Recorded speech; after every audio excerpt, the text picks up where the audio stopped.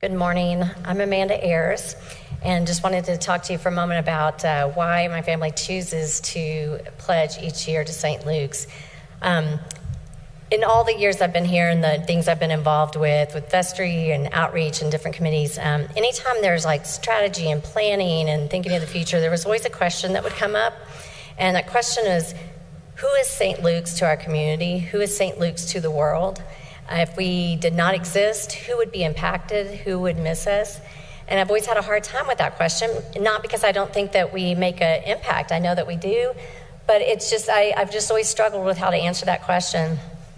But I volunteer at St. Francis Center, and over the years, there was always, I believe she was staff, who was always there anytime that I was there. And so I got to know her a little bit, and she shared some of her life story with me, some of the things that she had been up against in her lifetime.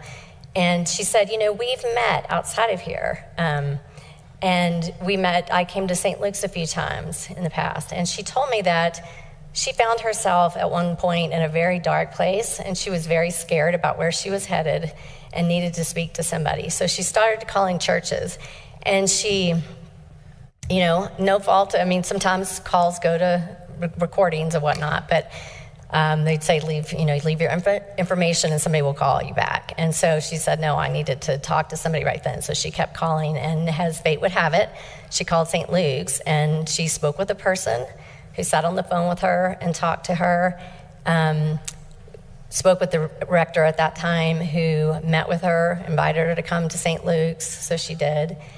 She came to coffee hour, she was greeted, and she was welcomed, and she was cared for.